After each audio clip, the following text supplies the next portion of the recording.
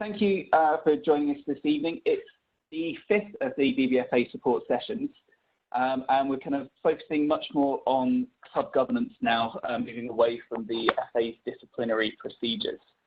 So the session this evening is going to look very much around handling internal complaints and investigations and dealing with some of those kinds of issues which may come up in the course of running a club or running a league.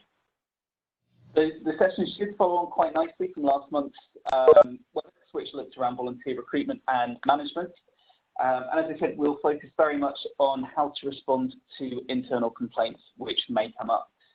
Now, as the management committee, you are jointly responsible for ensuring that everyone involved with the club conducts themselves appropriately. And part of this does include having to then respond when complaints are raised against your members, whether that is against a player, against a coach within the club, or indeed a member of the management committee. So over the course of the session this evening, I am planning to look at some of the common kinds of complaints that clubs and leagues may face, provide some guidance around applying a complaints process to that, some practical advice around conducting investigations, and then look at potential outcomes available to you to help resolve these kinds of issues as clubs and leagues. As always, the focus is on trying to provide some practical advice. We'll look at different models available for larger and smaller organisations, and I'm also going to go through what are some completely hypothetical situations and examples that you may face, as I said, in running your club or your league, and how you may respond to them depending on the situation. We'll look at some good practice and some bad practice in that. Now, I want to first of all just look at some of the common types of complaints that may crop up over the course of the season. What I will say at the outset here is that the majority of these complaints, majority of complaints we see here at Berks and Bucks do relate to youth clubs, and generally where parents may feel that their children have been treated unfairly. One of the most common types of complaint that comes up, therefore, really relates to accusations around unequal playing time or players not being selected enough.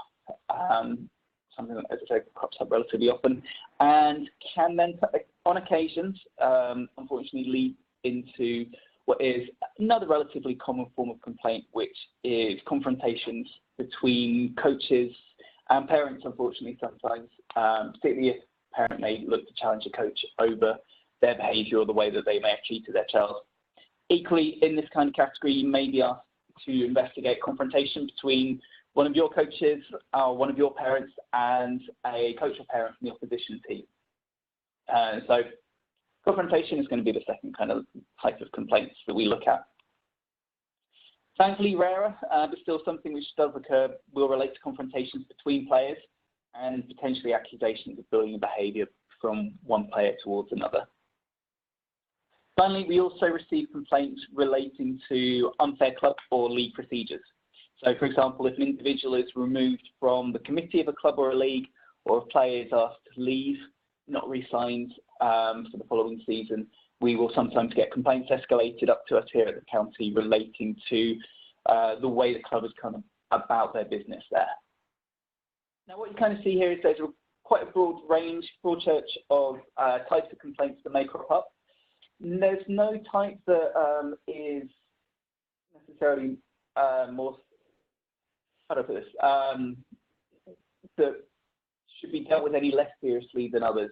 Obviously, when it comes to potential safeguarding breaches, they require a high level of intervention and a high level of action. But it is important in running an organisation that all complaints are dealt with an appropriate level of seriousness and that they are responded to appropriately. One of the issues that can face is where they seem to either be brushed under the carpet or where a particular parent or a player who feels aggrieved feels that their complaint hasn't been taken seriously by the organisation that they want to submit that complaint to. That's quite often when it then gets escalated up to us at the County FA and we're asked to intervene or review the process that's been taken. Now, in all cases, regardless of what kind of complaints or what kind of category specific complaint may fall under, one of the key things to responding to it and knowing how to deal with it is having a robust complaints procedure in place. That way you can be assured, both you can assure the member that's submitting a complaint, and as a management committee member, you can be confident that the complaint is going to be dealt with in an appropriate, fair and transparent manner.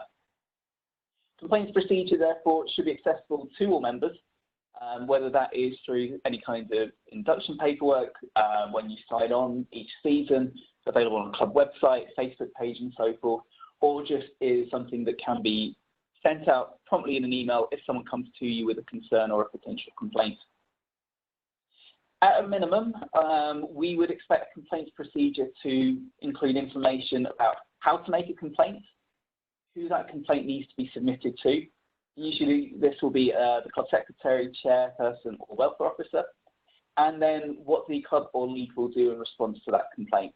So who will investigate it, what process they will take, what kind of information will have to be revealed to the individual that the complaint is against, what the potential outcomes are going to be, and what kind of action will be taken by the club committee. I'm going to come on a little bit more around the importance later on of appointing an appropriate individual to manage that complaint on behalf of the club. But it is important that an appropriate person is appointed, and that's someone that cannot be perceived to have any kind of a conflict of interest relating to either the complainant or the subject of the complaint, and has no prior knowledge of the initial incident. So that complaints process then within the club, I'm going to take it through kind of step by step, but go into a fair bit of detail, particularly around the investigation and kind of what that process may look like. So as I said, the first thing that needs to happen on the complaints procedure is information around the submission of a complaint. As I said, that needs to be who the complaint can be submitted to and how that submission can be made. In general, if someone does want to make a formal complaint about somebody else within an organisation, they should submit that complaint in writing to that relevant point of contact. Complaints should provide as much detail as possible and factual information in particular. So what took place, when and where, who was involved, names of any potential witnesses to the incident, and if possible, a preferred solution. We found this very useful from an investigations point of view, or as the governing body's point of view, that if an individual is able to say at the outset what they would like to see as a resolution, depending on the severity of the incident and the appropriateness of that solution, is something that maybe will be achievable. It's also something that if it's let's say it's a low-level issue that's come up, but actually that individual then expects to see the person who submitted the complaint about removed from the club at a first incident, and it's also an opportunity at the outset to try and set some expectations there about likely outcomes to them. Now, you may want to go down the route of having a formal incident report form. It depends how formal you want to make these processes, what kind of resources you have available within the club or the league. We do have a template on our website which is available to clubs to download. This is the template that we use if someone wishes to submit a complaint to us or outside of a standard disciplinary process. And it really puts out all of the key information there about what action has been taken, what the incident looks like, and contact details for those involved. So you are welcome to download this and use it as a template for within your club. Once a complaint's been submitted, it's important that that is then acknowledged by the club. And whoever's receiving it, whether it's the secretary, the chair or the welfare officer, then has an opportunity to make an initial assessment to confirm its validity. Now, when I say that, it's not a case of looking for that one individual to get all of that information in the first time of asking and look at making a decision about whether it's proven, not proven, whether there's a case to answer. But really, if you are receiving a complaint at the first occasion, it's important to try and get some of those details and see actually, is it a valid complaint? So you want to be able to know what the, is it something that is within the club's remit? Is it something that is a complaint against an individual? Do they have something to back that up, perhaps? If someone comes to you and says that have a general complaint about conduct of somebody but aren't able to provide you with specific information about what it relates to. From a club or a league point of view, it's going to be hard to know who the relevant person to appoint is within the organisation to take the lead on it. But also, if they're not able to provide you with some of that basic information when they're submitting an initial complaint, it perhaps says something about the strength of their conviction, how seriously they're taking this complaint, and whether it is something that is worthy of formal process or perhaps more of an informal opportunity for someone to vent some frustration, get some information off their chest, but without taking it down a formal complaint process. As I said, this is also an opportunity at the acknowledgement stage to then make clear what that investigation or complaints process looks like from start to finish, and set expectations about that procedure and what the potential outcomes will be. Once the complaint then has been accepted, it moves over to an investigation stage, and the club committee or the senior leaders within the club can then make a decision about who should investigate that incident. Quite often this will still be a senior member of the club committee, whether that's the secretary, the chair or the welfare officer, particularly in youth clubs. But that individual that's appointed to oversee it must not have any conflicts of interest or prior knowledge or involvement in the case.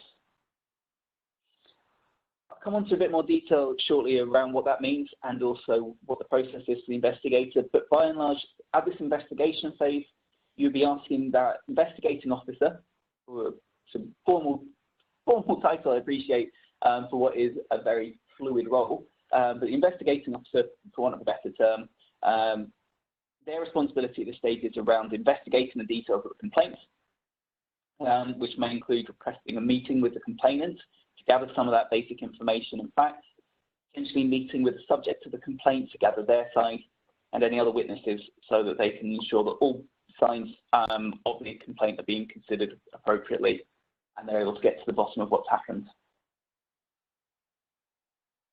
I've mentioned a couple of times about potential conflicts of interest. So what are we referring to in this situation? If you look online, there's a whole range of definitions of conflicts of interest, depending on what kind of industry you're looking at and the rig of the process. But this is my quote, my definition of this kind of situation. So to me, if we're looking at a club and a league process, a conflict of interest exists where an investigating officer or a committee member who is making a decision could be deemed by an independent observer to have a real or a perceived bias towards either party or a specific outcome. Now, it's important here to note this is not a case of questioning an individual's integrity or saying that we do not trust them or do not believe that they can make an objective or an impartial decision here. But the key phrase really in this is real or perceived bias. Now, those of you who may have sat in on my webex a couple of months ago or viewed the recording on YouTube around FA's disciplinary procedures would have heard me talk at length, I do apologise for that, but would have heard me talk at length about the importance of fairness to all parties in the FA and the county FA disciplinary process. And the same applies here. Clubs and leagues, as a member organisation, as a professional organisation, have a responsibility to be fair, again, to all parties.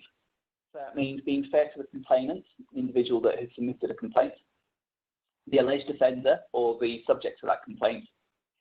And I would add here they've got a responsibility to be fair to the individual that has been allocated the responsibility of investigating the incident.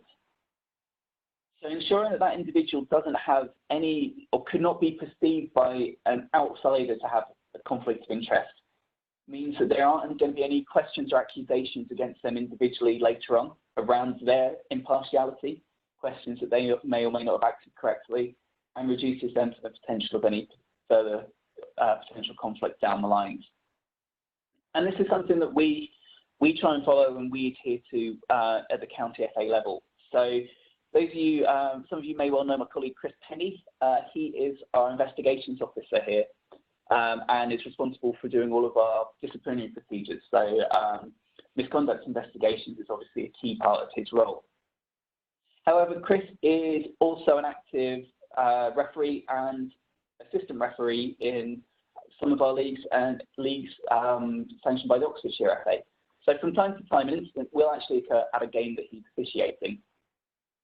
So in those situations, there is a clear conflict of interest. He has been an active participant at a game. Whether or not he was involved in the incident itself, he was part of that game and he was working with the referee in that match official team. So in those situations, another member of staff will investigate the incident, will take a statement from Chris, but also from any other witnesses, will independently of Chris make that decision whether or not a charge should be raised against any of the parties. And then as a county FA, we will delegate the responsibility of hearing that case and making a decision on it to another county FA. This way, Chris is removed from the process so that no one can accuse him of having impacted it or having had a conflict there and taking any personal action in the case. And as a county FA, we're also making sure that we can't be accused of having found or of automatically be finding in favour of a member of staff or perhaps issuing a higher sanction because a member of staff was involved in the incident. Now, I'm confident that there would not be a bias if Chris were to investigate it, but obviously, as I said, we have a responsibility to protect him and ensure fairness to all parties. So in the circumstances we're looking at here, some examples we're looking at around conflicts of interest would be personal relationships, so if they are family members, or if they have a sufficiently close personal friendship to either party. They've got a professional relationship outside of the club, whether they do business with each other or are part of the same professional organisation. If there's a coaching relationship, so obviously if, let's say it's a young coach who is also young coach of a youth team, so a coach that's in their 20s, coaching an under-11s team, but is also a player, you would not want that player's manager of the adult side to investigate the incident. And if there's a potential it could have personal gain from the outcome, whether that is financial gain, which I accept is going to be rare in these kinds of situations, or if they stand to get a promotion, let's say, because the manager of the team may be removed from their duties and they may have the opportunity to step up. Moving on then to guidance for investigations and investigators. As I said, the role of the investigating officer really is to objectively establish the facts of the incident and collect evidence in order to achieve that complete view and objective view of the matter. So this can be done as they see fit to some extent, and it can be done through written statements or by face-to-face interviews where they are taking notes and they then move on to produce written notes of that interview. We're looking really for factual evidence here. So again, that individual is not making a decision on liability, whether they think an individual has or has not committed an act, but they're looking to establish the evidence and the facts of the matter. Once their investigating officer believes they have the evidence, they can then prepare a brief report for the club committee, providing factual statement of events that they believe have happened, and also providing an explanation of what they believe has occurred based on that objective assessment of the evidence and whether or not they believe there is a case to be answered here. All statements, emails and other evidence should be attached to the report that they provide so that it is there for everybody to see. Now, if it does get to the point where they do actually want to conduct face-to-face interviews, this is quite a nuanced skill, should we say. It's something that does require a certain level of confidence, certainly, and a level of tact and capability here. If you do get to the point where you are doing face-to-face interviews, the guidance really is that questions should be left as open as possible so that the interview has the opportunity to provide an unfiltered account of what they believe has happened. So open questions are the key here. And it is all the standard stuff that you may think of when you start thinking about these kinds of things. It's the who's, the what's, the why's, the when's, the how's, the where's, and so forth. Rather than trying to lead an individual, say, like, how forcefully did he hit you, or how did he say this, did he or she call you this name? What you really want to be doing is letting them take that lead and provide their accounts unfiltered. So useful open questions to use along the lines of, please take me through the events in your own words, giving as much detail as possible. And then if you do have a follow-up question or need clarification, why did you say that, or why did you do that? Were there any witnesses to what happened? Can you explain exactly what led to this incident happening? And if it's a question of force or somebody that may have been pushed over, let's say, can you confirm how that individual ended up on the floor, rather than did you see such and such an individual actively push them?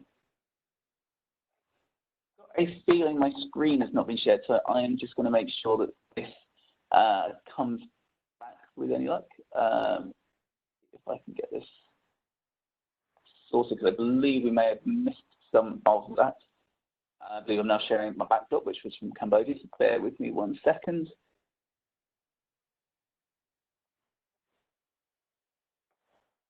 Okay, I'm going to just apologise for this. I just want to make sure that the correct information is being shared here. And I believe you should now be seeing screen again. Interview techniques, the who's, the what's, the where's, the why's, the how's, and the when's. Moving on, if in the course of that investigation you find that there may have been a breach of FA regulations, it is important that you contact Berks and Bucks FA immediately. Now, the kinds of incidents that we would need reporting to us immediately are if there's any evidence you've received of potential safeguarding breaches. So if there has been evidence available that there has been harm or threat of harm or illegal activities. Obviously, if there's evidence that comes to light that there may have been illegal activities, you should contact the relevant statutory authorities, but you must also contact us so that we can start taking action under disciplinary procedures. We will then also provide further guidance if you need it on how to proceed, and we can liaise with those statutory bodies and the FA as appropriate. Similarly, if as part of an investigation it comes to light that discriminatory language may have been used, that should be reported to us so that we can take action under FA regulations. And if there's serious misconduct that has occurred, so if we're looking at something that may have had threatening language or behaviour or an act of assault, again, that's something that should be reported to us so that we can take wider action within the game and remove the risk to other participants, whether they're from your club or from another club.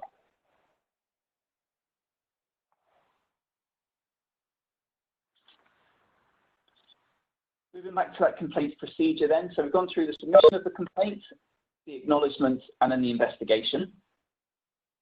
Once the investigator conducted and concluded their investigation, the matter can be passed to the management committee for consideration. I'll come on to a couple of variations on how this may actually be committed or done in practice later. But the management committee would then be the ones who make a decision as to culpability. So whether they believe that that individual is, for want of a better term, guilty of the offence that they're alleged to have or that the complaint is about. We'd always advise that the management committee make the alleged offender aware that they're due to consider that complaint and make a decision on it, and then give that, the alleged offender the opportunity, if they want to make a final submission to them, or indeed to attend a meeting to represent themselves in person before the committee. And certainly where the committee is looking to take serious action, for example, removing someone from their position or indeed ejecting someone completely from the club, it's recommended they provide that individual with the opportunity to represent themselves in person at any meeting, so that, again, in the interest of fairness, individuals had every opportunity to put their case forward and mitigate any sanctions that may happen. Once they've deliberated, if they do find there's a case to answer and that the act or the offence has been committed, move on to the outcome, and I'll come through to those in a couple of moments.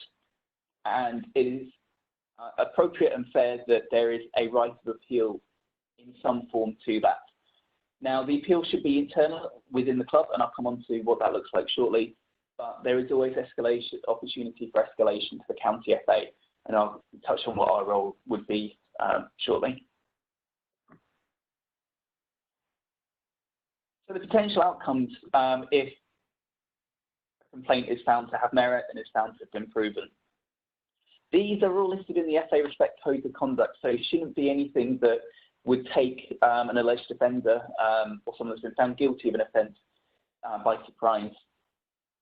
They are obviously stepped in terms of severity, and it's the discretion really of the management committee to take action that they deem to be appropriate for that level of offence. So the outcome that they take should be in accordance with any internal guidelines they have. So for example, if on a club coaching contract or appointment letter or code of conduct, there explicitly states a type of offence that there is zero tolerance for within the club, for example, discrimination, and that any individual guilty of it will be immediately removed from the club, it's fair to say that on that first instance, you can move straight to that fourth line down and the suspension or the removal of membership from the club. However, if it's a first-time offence around, say, unfair or playing time, then obviously it might be quite extreme to go as far as removing that individual from the club for a first offence. So you might start further up towards or practice warning kind of outcome or an internal suspension for a number of games before you proceed. What I can't do is say that a specific outcome is appropriate to a specific offence, but as I said, it is within the discretion of that management committee. Generally, you would say for a Tier 1 poor practice or a lower level offence, on a first occasion, you would be looking towards a warning or a low-level internal suspension. So let's say that that individual is suspended internally for 1 or 2 games, perhaps if they've used abusive language towards a parent or a player. If there's going into a more serious incident where there's either repeat offences of those kind of lower level offences, or there's a slightly more serious level offence, whether that's physical contact made, you may want to remove someone from a position. And as I said, it moves up towards that point that you may take the ultimate step of removing somebody from the club. As I said then, there is potential for escalation. That would start through an internal appeal, and indeed it does. If you are a charter standard club or a charter standard league, you will see that in the club or the sample club rules and club constitution, it does talk that while the management committee does have the right to revoke membership, it should be open to an appeal to the club if that individual so wishes. As I said, there are various different options on how to operate this, really depending on the size of the club, I would say. So if you are a larger club and you are in or a larger league and you are fortunate to be in a position where you have a large number of volunteers and people sitting on a management committee, you may take the decision that actually the first consideration of this offence is delegated to a subcommittee, perhaps a standing disciplinary committee of 3 or 4 or 5 members who would make that initial decision, and an appeal then could be submitted to the wider club committee with the individuals who sat on that first decision obviously removed due to their conflicts of interest. Appreciate that is best case scenario, as I said, for perhaps those larger clubs with multiple teams and multiple representatives on a management committee. If you are a smaller club, there's a couple of different options available to you. First, I would say is that if the decision has been taken by the management committee, then in the first instance, reviewing that incident, there may be an opportunity then that actually the individual can appeal that decision to an independent body of club members. So effectively a panel of members still have the right to kind of look at that, make a decision about what is and is not appropriate action for a member of that club to commit. So in this case, you might say that decision has been taken by management committee and it's appealed to a group of coaches, and players and parents within that club who review that process, review that decision as an independent body. An alternative option would be that if a committee has heard a case in absence, so they've received a report about an incident and just purely based on the evidence provided, they have made a decision in the absence of the individual that is the subject of the complaint, they may offer the opportunity to appeal that decision in person. And so although it will still be the same panel that will be making that decision and reviewing the case, there is at least now the opportunity for that individual to put their case forward in person, have that discussion with the panel. They can ask questions of them and see if that decision may be adjusted or overturned. As I said, quite often what will happen, however, is that those decisions get escalated to the county FA here at Berks. And our role in this is slightly removed, I would say, from the clubs. Come on to this in as much detail as I possibly can without giving too much away, if that makes sense. From our point of view, we have a responsibility to provide impartial guidance and advice to all of our members. Now, this includes members of clubs who are, by fact of being active coaches or active players within the county, or parents of youth players within the county, are still deemed to be members of Berks and Berks FA. So if an individual that disagrees with the decision or the process the club has made, and they come to us for advice, we have a responsibility to provide that advice as the governing body. Equally, if a club comes to us and requests advice on how to deal with a situation or a complaint, again, we will always provide that advice and guidance. And because of that conflict, if someone's provided advice to the club in the first instance, and the parent or the coach or the player or whoever it is comes to us once the decision's been made, obviously it will then be they will be directed to another member of staff to provide them with advice, so that you don't have the same individual providing advice to both parties and conflicting themselves. However, what I will say is that we do not see it as our role to determine who should and should not be a member of a club or a league, and it's not our role to overturn or make a decision on behalf of clubs and leagues who are independent organisations within your own right. Yes, we are a sanctioning body and a governing body. However, we recognise that clubs are membership organisations in their own right and should be given the opportunities to run themselves and rule themselves as they see fit. What we won't do is direct a club to readmit someone as a member if they've made that decision that is not in the interest of that club or that individual to stay a part of that organisation. What we will do, however, is we will review the procedure that the club has taken to get there. As part of that governance responsibility, we see as our duty to make sure that everybody is acting in a fair and appropriate manner for the incident that may have occurred. So we'll review the procedure in conversations and in consultation with both parties, so with the complainant and the club or the league that the complaint is against. And having done that, we may provide recommendations.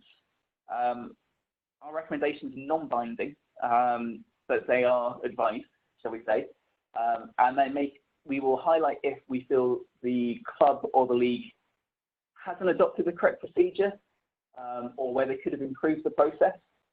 And we may advise that it be reinvestigated, or that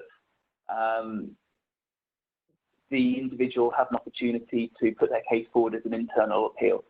However, as I said, what we won't do is look to actively overturn a decision unless we found that there has been a breach of FA regulations, in which case we'll take separate action over that. Now, one other aspect I do want to cover is a crucial one, and that is around managing confidentiality and that balance that we have between transparency and confidentiality to parties. It's one that we tackle and struggle with sometimes at a county level when we get disciplinary and misconduct reports. So it's something we have experience of, but it is something that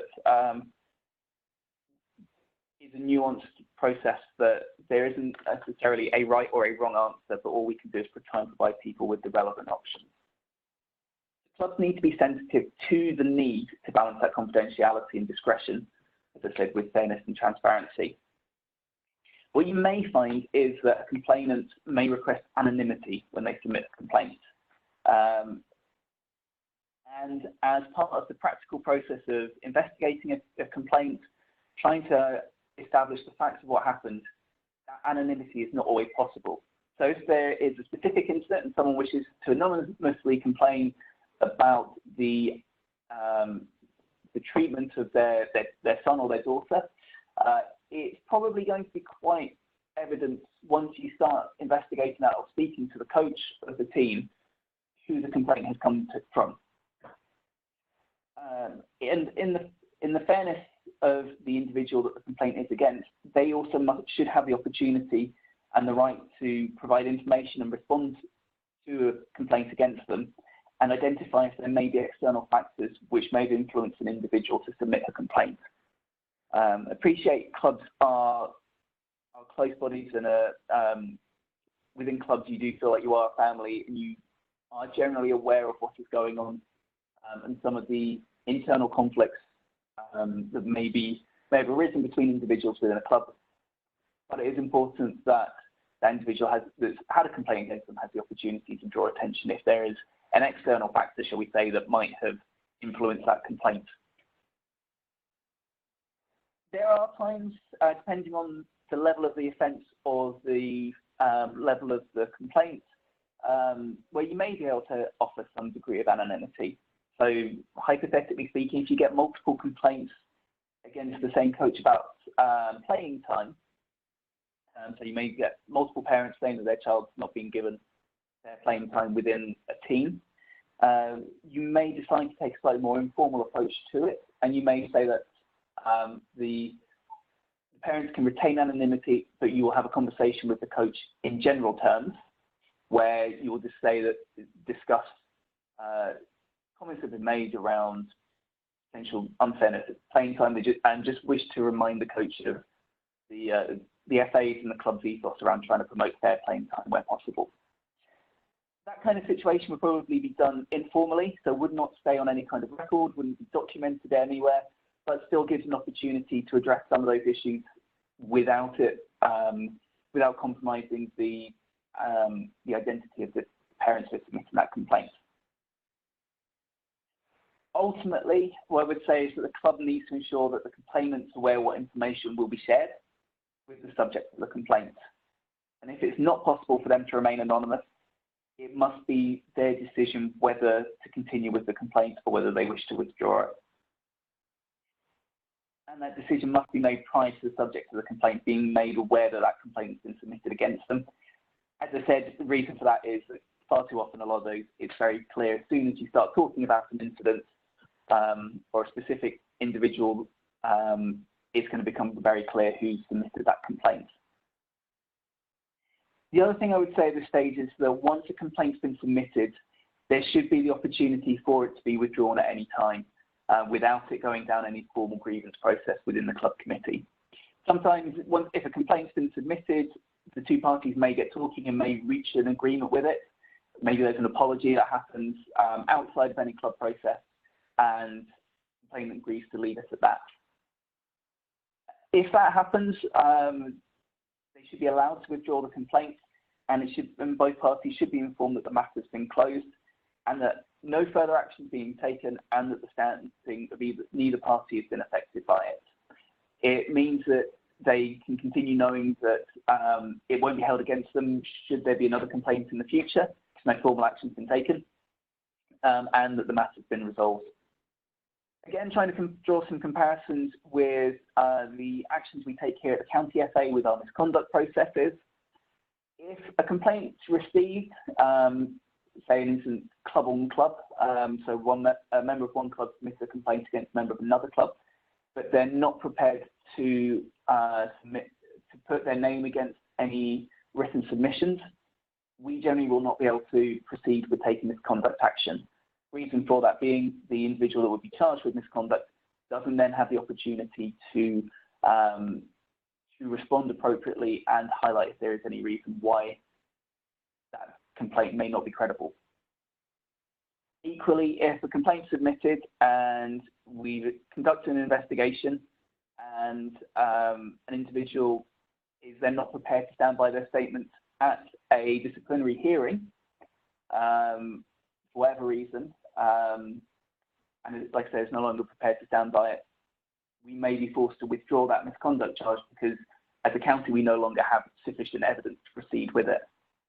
At that stage, if the charge does get withdrawn, we do make sure that both parties know that the standing of the individuals in charge is they're still in good standing with the county. No action's been taken, nothing's gone on their permanent record, and we'll continue to work with them professionally and without any impact on that relationship with the county.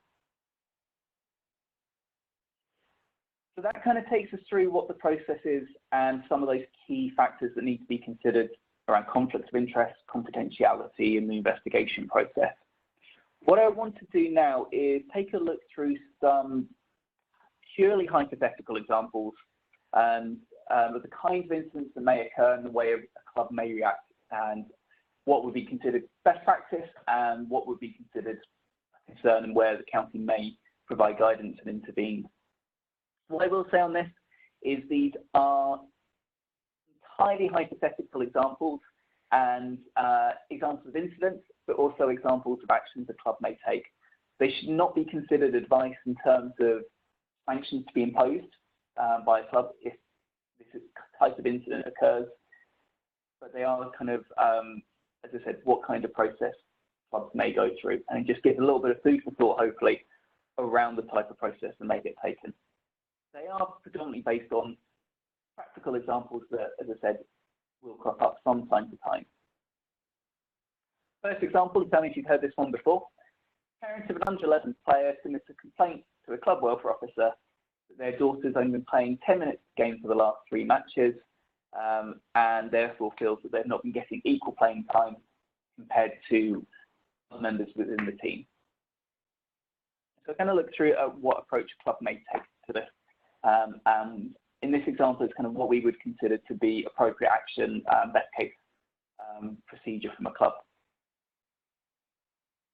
In this example, the club acknowledges the complaint with the parents, and the club welfare officers received the complaint, but for whatever reason, the club has actually asked another coach to investigate. As far as we're concerned, absolutely fine. They've acknowledged the complaint and they've allocated it to someone who is an appropriate individual within that club to investigate the matter and get some further information.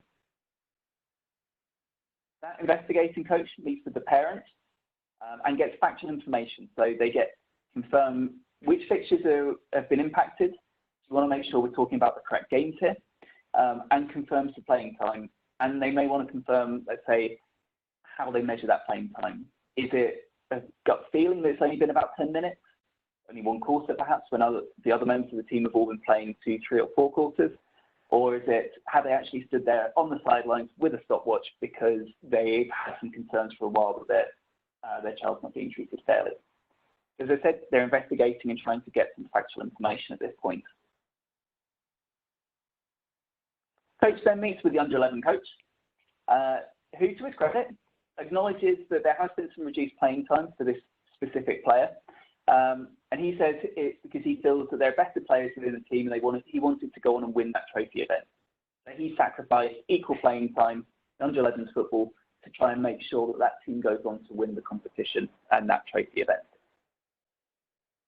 This stage, investigating coach may have made notes about this, recorded interviews with both parties, submits a report to the club management committee, presents the facts of the matter, says whether he believes there may be a case to answer here, and it goes to the committee for a decision.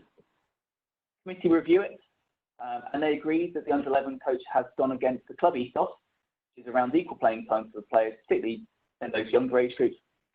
And on this instance, they decide that it's appropriate to warn the coach with a reminder of his responsibilities to adhere to that club philosophy, and a reminder of that club philosophy, which is equal playing time for players. Now, in this kind of situation, as I said, I feel the club follows an appropriate procedure.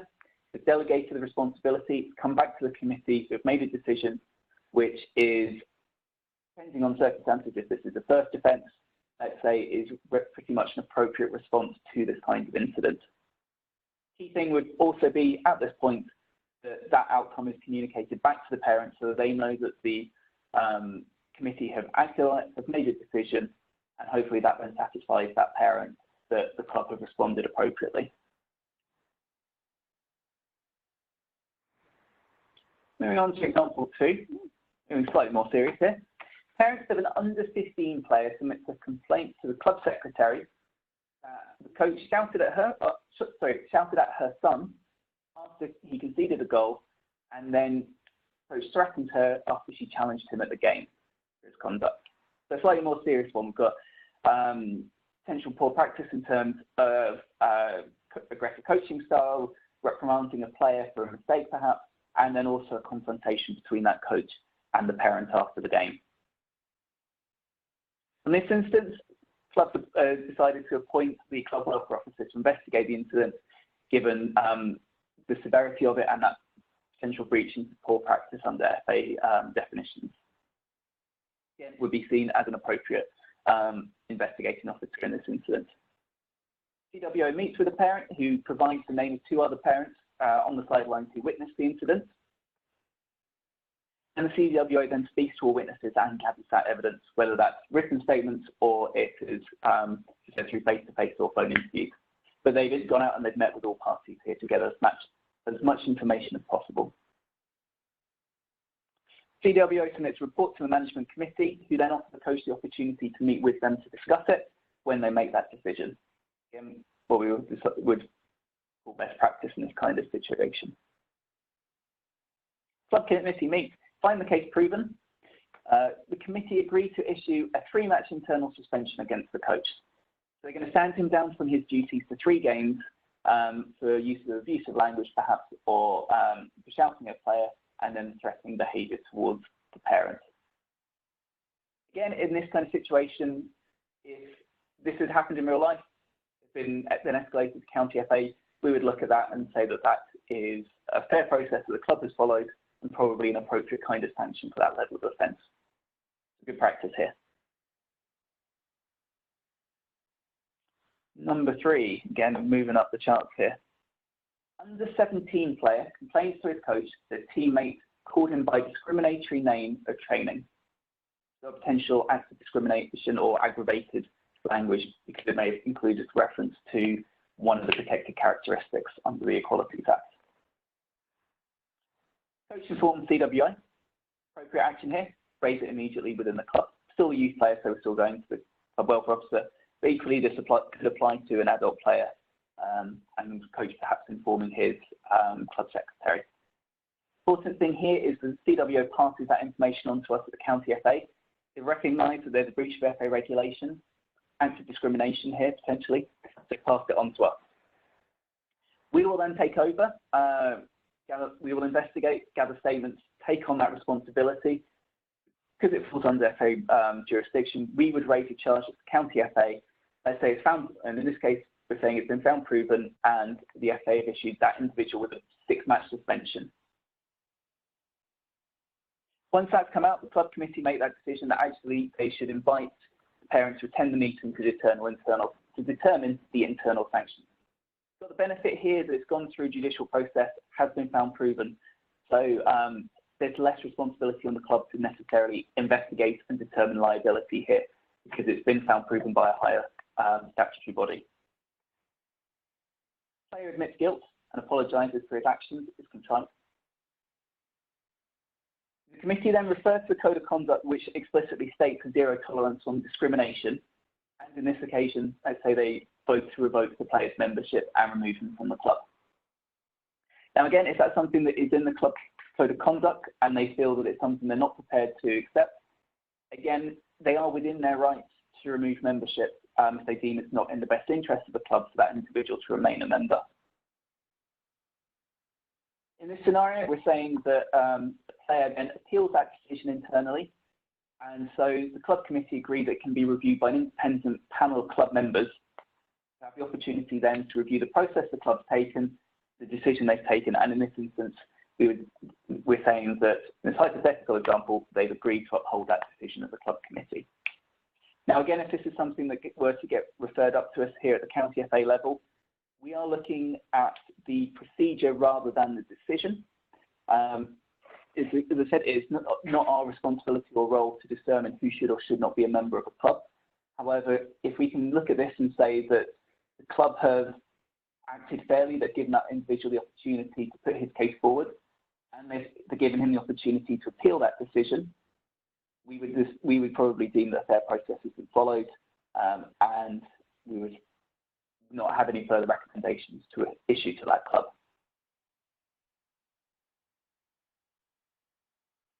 Moving on to a fourth example, I believe this is the final one. Parent submits a complaint to the club chair that a manager, who is the chair's husband, used abusive language towards them following a training session. In this instance, and again, hypothetical example, but we're trying to look at what may be the cause for concern or poor practice in this situation. The chair discusses the situation with the manager, who bear in mind is their husband, who denies the incident. The chair dismisses the complaint on the basis of that denial and then reprimands the parent for spreading lies about their husband. The parent complains to Berks and Bucks FA. We then take over, we do some investigation, and we ask the club to explain the process they've taken. We review their internal club procedure, and as you can imagine, this kind of situation, we would quite clearly find that there have been issues around conflicts of interest around the investigation process that's been taken, and therefore we make a recommendation that the club reinvestigate the matter and have an impartial club officer investigate it, with the chair removed from that process, certainly from the investigating and then from any decision-making process. Remove that conflict of interest. As I said, though, these are recommendations. It's not something where we necessarily be able to take action or enforce it. However, our general line is that if we are making recommendations along these, we do not believe that they're unreasonable, and we would expect them to be taken on board unless they're serious mitigating factors. And we would probably ask if a club refused to take on our advice for a detailed explanation about why they didn't feel it was appropriate, so that we can then review that. Ideally, we're looking to just mediate and resolve the conflict that's arisen here between the parents and the club. So those are the examples really of, as I said, hypothetical but real life examples of the kind of incidents you may be faced with, what we would deem to be best practice and advisable practice to go through, correct procedures, and then obviously an example towards the end there about the kind of process that we would look to take an intervention on and produce recommendations. Now, if you, before I move on to the additional resources, I did just want to make a comment around, you will have heard me say a few times, the investigating officer determines whether there's a case to be answered and would advise the committee as such. What I would say is try to compare that again to the disciplinary processes we take here at the County FA. In this case, the investigating officer is pretty much adopting that role of the County FA and the administration here in the office. So we'll be investigating it. When we investigate cases, we look to see if there is a case to be answered. We won't raise misconduct charges against an individual unless we feel that there is a high level of satisfaction that a charge would be found proven. So as I said, that there is a case to be answered. We would then issue that charge against an individual, and they have the opportunity to accept it or deny it, and request a personal hearing, either way, either to present mitigation or to try to deny the charge and defend themselves. Now, as the office, we're not the ones taking that decision. We gather the information, we put forward effectively a recommendation through a charge that there is a case to be answered, but it still is then sent to an independent panel who can make that ultimate decision as to whether they find it proven or not proven. As the investigators, we provide guidance on procedure, but we do not play a role in the decision-making process. And really, you'll be looking to mirror that with the investigating officer here. They do the investigation, they look to see whether there is a case to be answered. If they do believe there's a case to be answered, they bring it to the management committee, who then make a deliberation and a decision on it. In terms of the standard or burden of proof that you'll be looking at within that management committee process, again, as with our disciplinary procedures, we'd say the civil standard of balance of probability. In effect, the management committee would be asking if they think it's more likely than not that the offence was committed. We're not fortunate enough at county level, and you still won't be fortunate enough at club level, unfortunately, to have hard factual evidence on the vast majority of these kinds of complaints, whether that is video evidence, audio evidence, hard written copies of materials and so forth.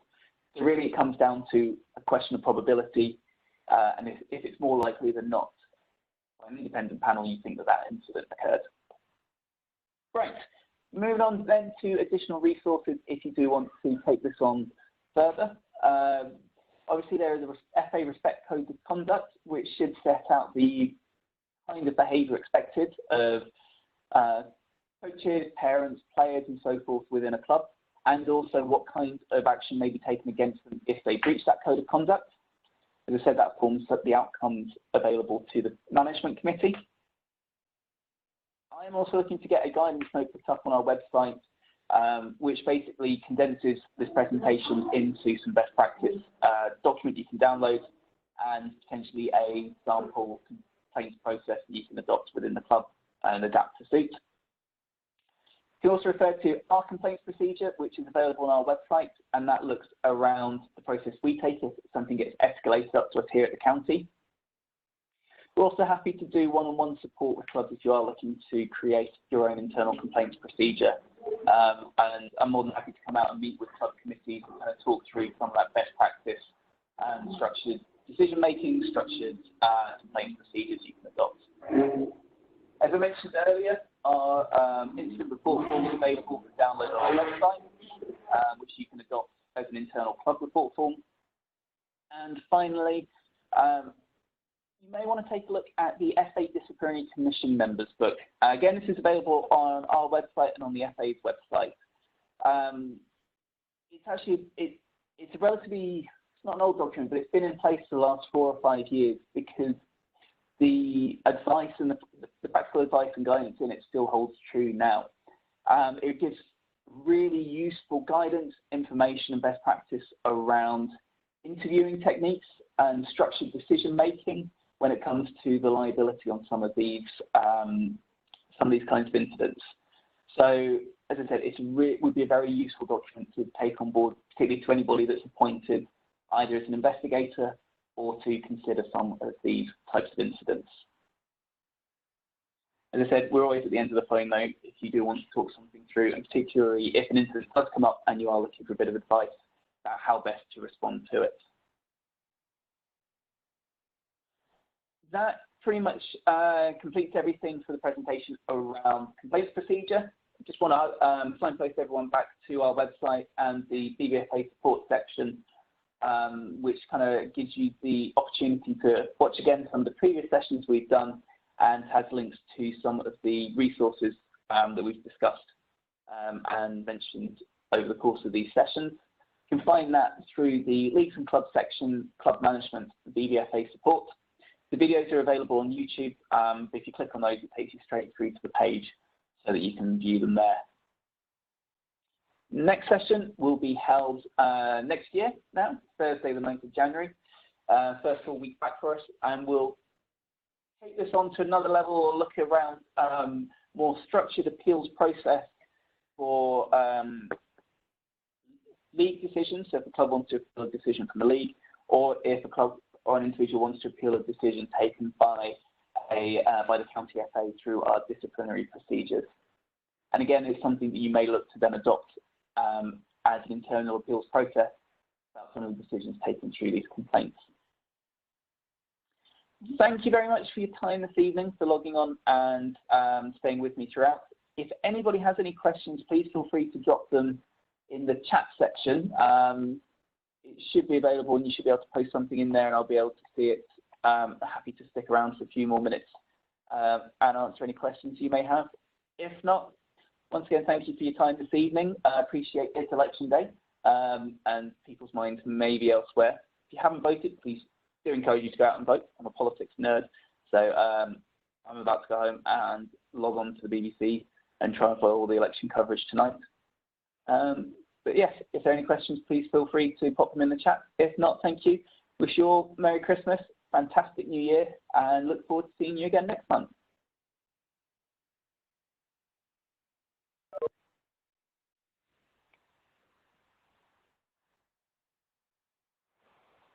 you.